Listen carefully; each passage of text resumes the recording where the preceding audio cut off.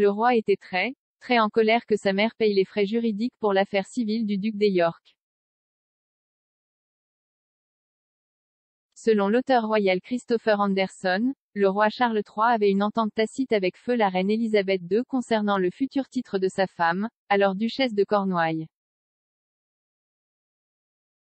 Le biographe, dont le prochain livre, Le Roi, la vie de Charles III, sera la première biographie de Charles depuis qu'il a hérité du trône.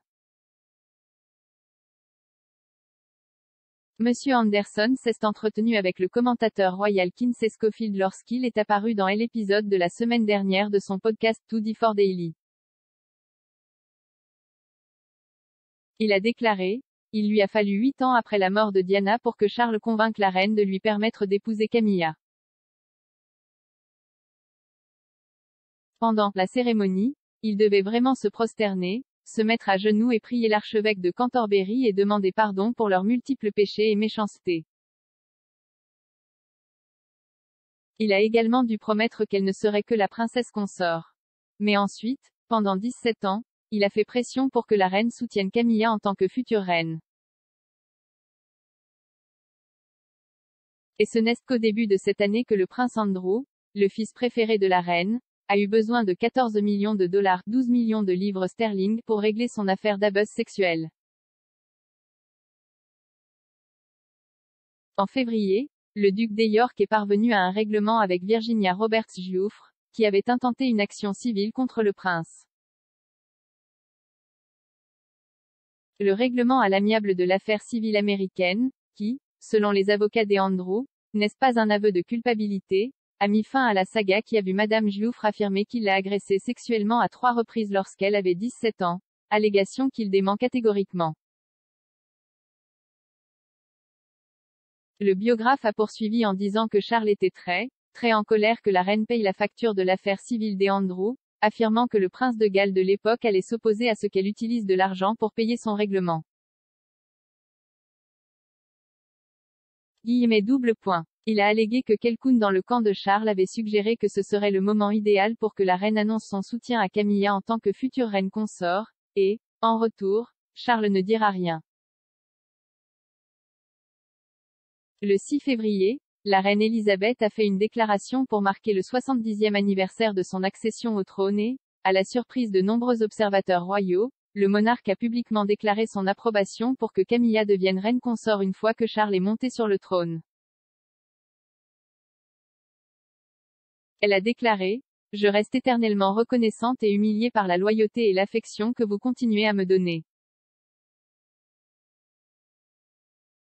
Et quand, à la plénitude des temps, mon fils Charles deviendra roi, je sais que vous lui apporterez, ainsi qu'à sa femme Camilla, le même soutien que vous m'avez apporté, et je souhaite sincèrement que, le moment venu, Camilla soit connue sous le nom de reine consort alors qu'elle continue ses loyaux services. »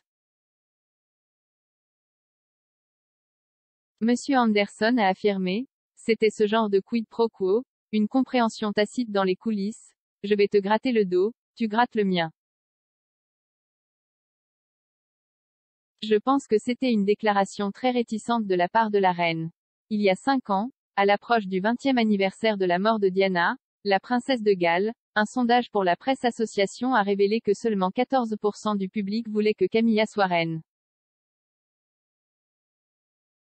Même en mai de cette année, un tracker régulier de YouGov a découvert que seulement 20% pensaient que l'ancienne duchesse devrait être reine, même si elle avait reçu l'approbation de la reine, ce qui a déclenché un pic de soutien de la part du public. Maintenant, alors que Charles et Camilla approchent de leurs 70 premiers jours dans leur nouveau rôle, la reine consort semble avoir gagné le sceau d'approbation du public avec le roi. Selon l'enquête OnePoll de ce mois-ci, 44% du public pense que Charles et Camilla font du bon travail, avec seulement 11% d'opposition. 45% supplémentaires pensent qu'il est trop tôt pour le dire. Margaret Holder, auteur de Queen Camilla, Diana successor, et le prince Charles à 50 ans, héritier de la tristesse, a affirmé que l'amélioration reposait en grande partie sur la déclaration du jour de l'adhésion de feu la reine. Écrivant pour Express.co.uk, elle a déclaré: « Il y a quelques années, les gens se demandaient si le jour viendrait où Camilla pourrait atteindre un degré raisonnable de popularité. Il semble que ce jour soit maintenant où un nouveau sondage suggère que 44% du public la considère comme une excellente ou une bonne reine consort. C'est une amélioration par rapport au passé pour Camilla, mais beaucoup reposent sur le gros coup de pouce qu'elle a obtenu lorsque Feu la Reine l'a annoncé dans son message du jour de l'accession en février. Cependant, l'auteur a continué à féliciter la reine consort pour ses efforts, en disant « Camilla a été victorieuse grâce à une campagne de relations publiques incessante pour se faire accepter. Depuis leur première apparition orchestrée en 1999, vague après vague d'images, mise à jour et réhabilitation de Charles et Camilla, a abouti aux chiffres des sondages que nous voyons maintenant. Personne ne peut contester l'importance du travail qu'elle a entrepris. Camilla est devenue une championne de l'alphabétisation grâce à sa salle de lecture Instagram. Elle a sensibilisé et collecté des fonds pour la National Osteoporosis Society afin de mettre en lumière une maladie dont souffrait sa défunte mère. Elle a redonné espoir aux femmes victimes du terrible secret caché, de la violence domestique. Elle s'est prononcée contre la violence sexuelle et a fourni des trousses de toilette choisies personnellement pour les victimes de viol.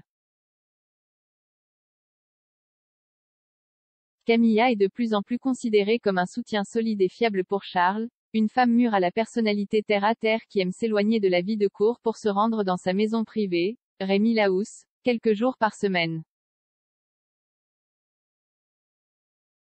Les commentaires des deux auteurs interviennent alors que Charles célèbre son 74e anniversaire. Pour marquer l'occasion, le palais de Buckingham a publié une nouvelle photo du roi Charles, la première depuis qu'il a accédé au trône en septembre. Dans le cliché du photographe Chris Jackson, le monarque peut être vu se reposer le dos sur un vieux chêne à Windsor Great Park.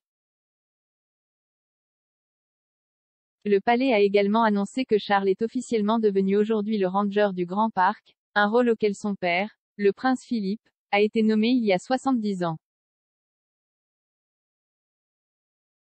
Les tâches consistent à superviser et à guider le garde forestier adjoint et son équipe dans l'intendance quotidienne du parc et du domaine environnant. Les racines du rôle remontent à 1559, lorsque la reine Élisabeth I a nommé au poste Sir Henry Neville.